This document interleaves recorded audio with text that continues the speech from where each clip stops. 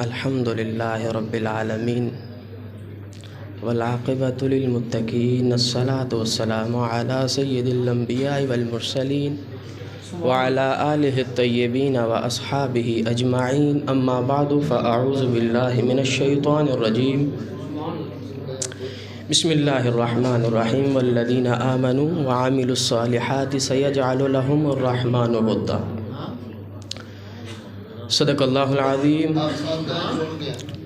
وصدق رسوله النبي الكريم ونحن على ذلك من الشاهدين والشاكرين والحمد لله رب العالمين إن الله وملائكته يصلون على النبي يا أيها الذين آمنوا صلوا عليه وسلموا تسلیما. محبت، ذوق و شوق و عقیدت کے ساتھ توجہ محبوب نبی کریم صلی اللہ علیہ وسلم کے گنبد خضرا کی طرف، یہ عقیدہ رکھتے ہوئے کہ محبوب نبی کریم ہر غلام کی آواز کو بھی پہچانتے ہیں، ہر غلام کے چہرے کو بھی پہچانتے ہیں، ہر غلام کے نسب کو بھی پہچانتے ہیں. درود پاک پڑھی. اللہم صلی علی سیدنا شفینا مولانا محمد مبارک وسلم. صلو علیہ. الصلاۃ والسلام علیک یا سیدی یا رسول اللہ وعلی آلک و اصحابک یا جد الحسن والحسین. بے باغ بہار گلزار وچوں ہک ڈھینگڑ کنڈڑا میں بھی سہی. ہک باغ بہار گلزار وچوں ہک ڈھینگڑ کنڈڑا میں بھی سہی. تیرے اٹھاں گھوڑیاں مجھیاں چوں ہک بھیڑ دا دمڑا میں بھی سہی. انتہائی واجب الاحترام لائق صد و تکریم سادات کرام، علماء کرام، حفاظ کرام، ائمہ کرام، طلباء کرام، سامعین و ناظرین، السلام علیکم ورحمۃ اللہ وبرکاتہ. ذی وقار حضرات، وقت کے دامن میں اتنی گنجائش نہیں اور طفل مکتب نے جید علماء کے سامنے گفتگو کی جسارت کی ہے، اور وہ جسارت سبق سنانے کی غرض سے ہے. یہ بتانا مفتی غلام صاحب، غلام محمد صاحب حضور رفیق ملت رحمۃ اللہ تعالی علیہ کی حیات و خدمات پر گفتگو کر رہے تھے. آپ کا درس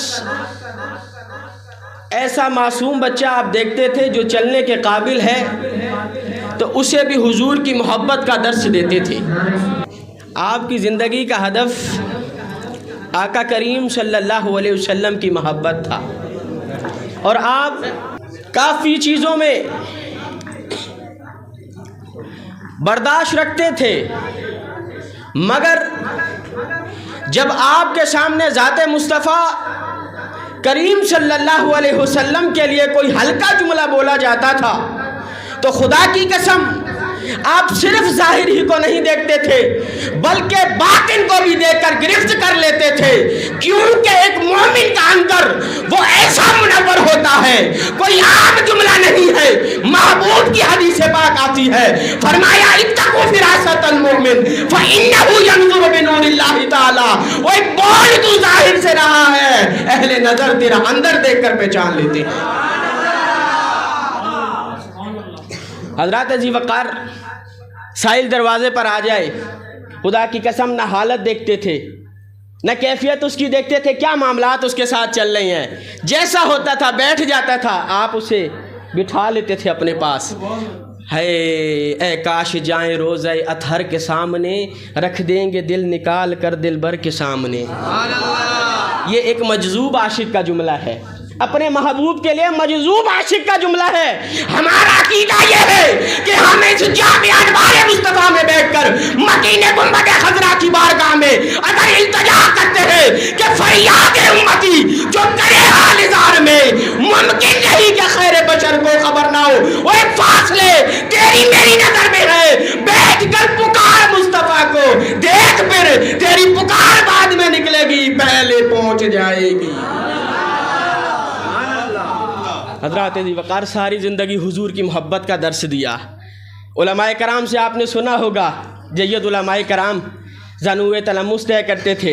एक सूफ़ी की बारगाह में क्या सीखते थे? अदब सीखते थे, प्यार सीखते थे कि कहीं हमारा इल्म की वजह से कोई हमें कमी कोताही हो गई हो तो हमारा वास्ता मकीन गुंबद खज़रा से बहाल हो जाए, हमारा वास्ता मकीन गुंबद खज़रा से बहाल हो जाए।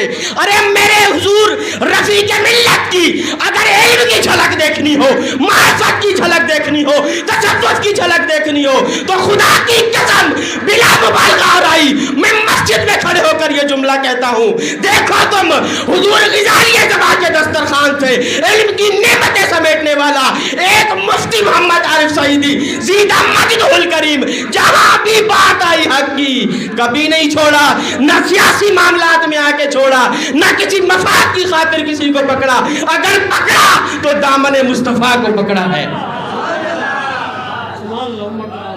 किसी मैदान में पीछे नहीं हटे।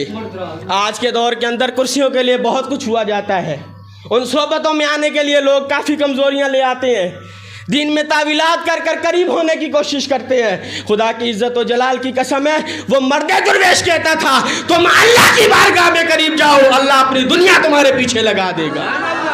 वमा तौफीकी इल्ला बिल्लाह।